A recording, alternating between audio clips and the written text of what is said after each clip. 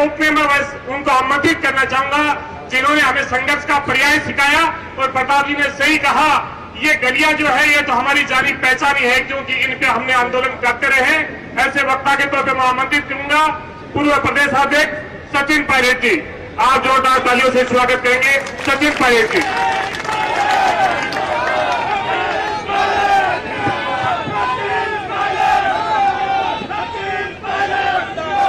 PCC के अध्यक्ष मोहन प्रकाश जी, ऐसे अभी मोहन प्रकाश जी और प्रताप सिंह जी का भाषण सुना, मुझे लगा इन दोनों के भाषण के बाद उनमें से किसी को बोलने की जरूरत है नहीं।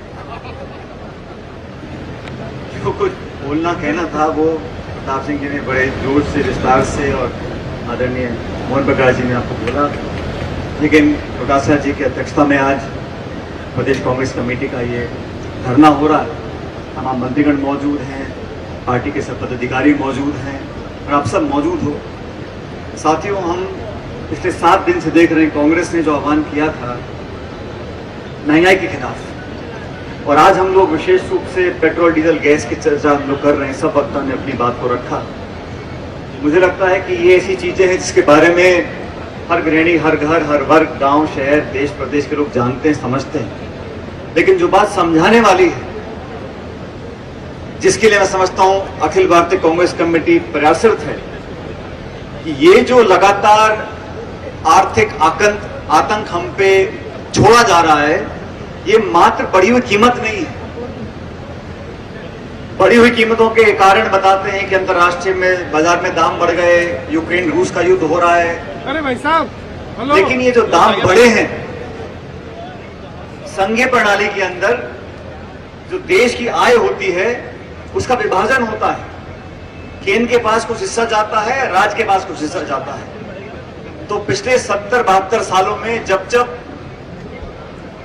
टैक्स लगता था या एक्साइज लगती थी, उसका विभाजन होता था। केंद्र सरकार के पास एक अंश जाता था और राज्य सरकारों में बंटता था।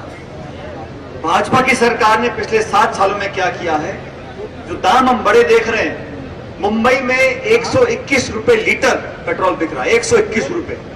जो दाम बढ़े हैं इसमें अधिकांश सेस डाला है सरकार ने, सेस, और वो सेस का पूरा पैसा केंद्र की सरकार की जेब में जा रहा है।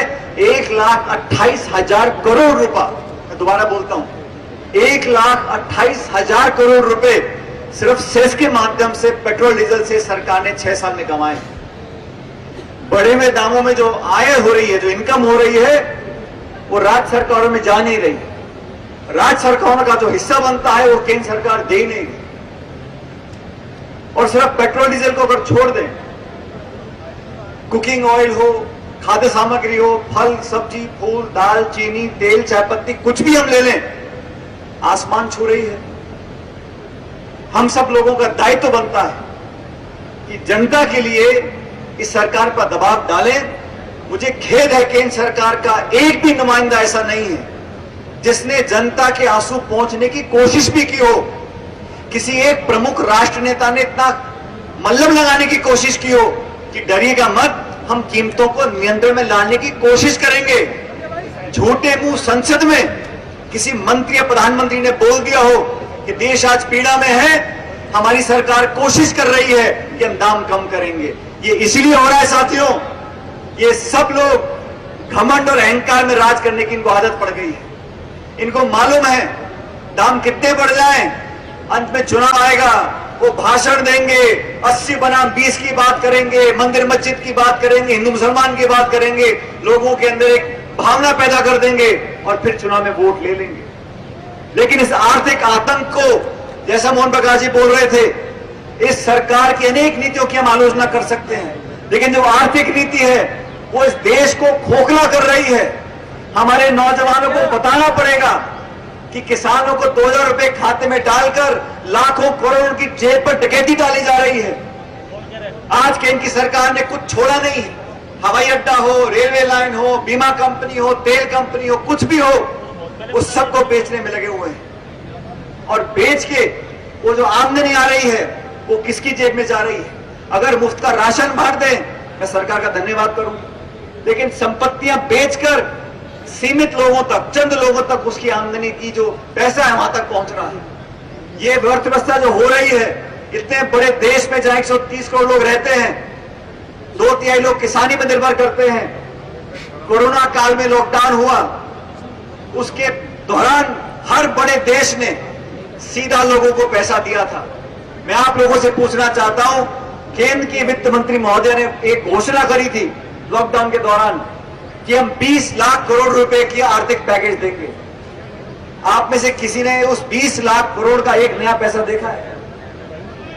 20 लाख करोड़ का पैकेज की घोषणा करी, वो पैसा कहां गया किसी को मालूम नहीं है। घोषणाओं में, भाषण में, विज्ञापन में, इश्तिहार में, टेलीविजन में, अखबार में, व्हाट्सएप में, मोबाइल में प्रचार, दुष्प्रचार, विरोधियों को आलोचना करना, कोसना। ये पहली सरकार है जिसने सुप्रीम कोर्ट के जजों को राज्यसभा में भेजा है। ये पहली सरकार है जिसने चीफ जस्टिस जैसे लोगों को राज्यपाल बनाया है, पॉलिटिकल पोस्ट दी है। देश में ऐसा माहौल बना है साथियों, जिसका मुकाबला करने के लिए कांग्रेस पार्टी को और मजबूती से लड़ना पड़ेगा। मुझे खुशी है गोविंद डोटासरा जी ने दौरे शुरू करे हैं, अलग अलग जिलों में जा रहे हैं, कार्यकर्ताओं से मुलाकात कर रहे हैं। लेकिन इस अभियान के साथ साथ हमें ध्यान देना चाहिए, हमारी जो मेंबरशिप है कांग्रेस पार्टी की, उसमें भी हमको गति लानी पड़ेगी। हम लोगों को जोड़ना पड़ेगा, लोगों को समझाना पड़ेगा, एहसास दिलाना पड़ेगा।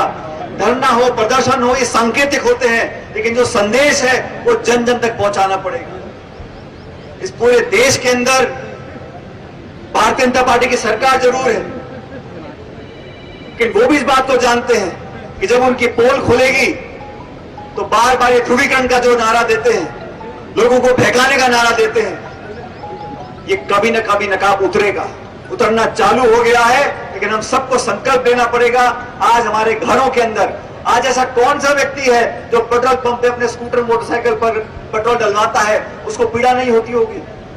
मन में उसको लगता होगा मैं अपने बच्चों को कैसे पाल सकूंगा। जिस व्यक्ति की तनख्वाह 10,000 15 रुपए महीने की है, वो अपने 2 बच्चों के स्कूल की फीस भी देगा, उनके ड्रेस भी खरीदेगा, राशन भी चलाएगा, रसोई भी चलाएगा।